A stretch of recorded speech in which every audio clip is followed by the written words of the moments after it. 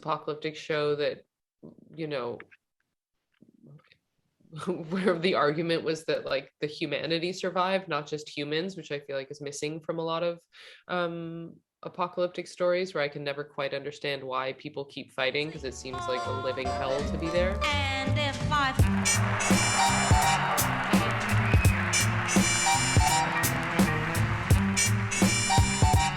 So great to meet you. Hi. Congratulations on this. Oh, thank you. So, I mean, obviously, when you're, handed an incredibly popular book that, people just really can't get enough of, there's an obvious attraction to a project. But what was your personal way into this world and this character? Like, what did you connect with it most deeply on a personal level? I mean, initially it was through Hero and Patrick and their vision for the show, and I had a very impactful Skype with them before we were all on Zoom. It was Skype, and they just laid out a really beautiful argument for resilience and for a post-apocalyptic show that, where the argument was that like the humanity survived, not just humans, which I feel like is missing from a lot of apocalyptic stories, where I can never quite understand why people keep fighting, because it seems like a living hell to be there. And I really wanted to collaborate with the two of them. And then the show, I don't know, I liked this story of this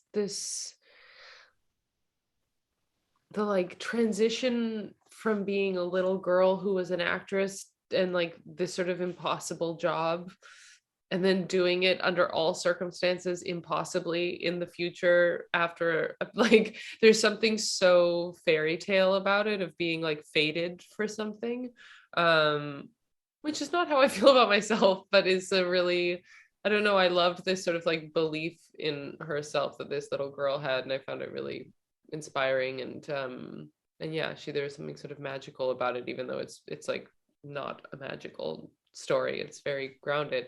Yeah, I don't know, a whole cocktail of things.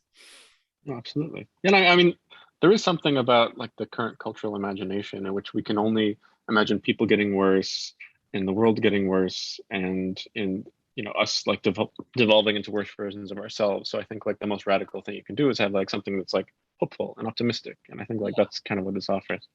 Yeah, and that there's like an abundance of good people, like that it's not one person that will not rape and kill you, but that there's like tons of people that will survive. And even the people that do ill, I don't know, there's a sort of invader character that we see later on in the show, and he's played with like so much tremulous sadness and fear, even though he is the sort of archetypal large man who's very scary, and this sort of ogre character, and the way that actor played him is just so fearful and sad, and it was such a like beautiful way in for me to understanding like I don't know, that everybody in this time is just scared as hell, and they might do harm, but that they're all just trying to find like a place to be safe. Yeah, absolutely. Especially, if you look at why anyone would want to watch like a pandemic show right after an actual pandemic, it's because it does show like the ability, like it does show the good part. And I think that's part of the reason it's probably going to resonate, Mm-hmm. Like I feel like in this moment, I mean, have you spent a lot of time reflecting on that yourself? Reflecting on the show or reflecting on the good part of the pandemic? Well, how it may be received in that paradigm. I mean, I have no control over that. Yeah. I care. I mean, I want people to like it, and I want things to be good and to move people. But I just the sort of, not that this is the question you're asking, but the like, what do you hope people receive from the show? I'm like, I don't know. Like, what Mm. I hope people are moved by it, but they might not be, and it might come out at the wrong time. And there's a million ways that something doesn't quite suit the cultural moment.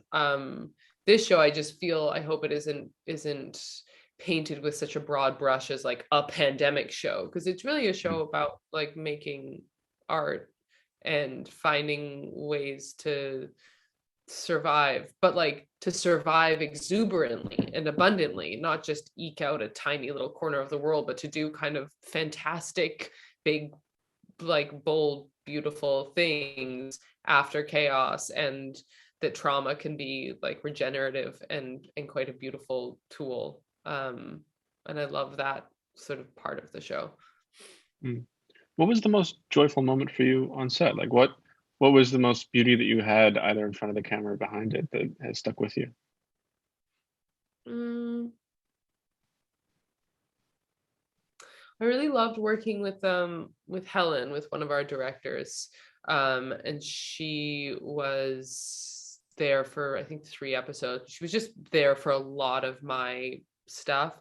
And she was somebody who I had just endless conversations and companionship with. And I really sort of I got a lot out of the relationship with her, and processing what was like a difficult thing to make. And we had just gone through lockdown and pandemic, and we were locked down again. And at work we would get to take our masks off and be around people, but then at home we were all away from home, sort of locked in our apartments and echoing the same experience we just had. And we just spoke about uh all sorts of the meaning of all of this and this lifestyle and the thing we were making, and why we do what we do. And yeah, I found it really like quite a beautiful way of processing both the year before and then that current time that we were in.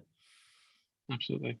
And however people end up receiving it, I'm sure they'll receive it positively. I think people are going to love the show. So But congratulations on that. negative about it, it's just like, who knows? Yeah. I think they will. I'll take that line even if you won't. So Okay, congratulations cool. on it again. Thank And you. great meeting you. Oh, you too. Thanks.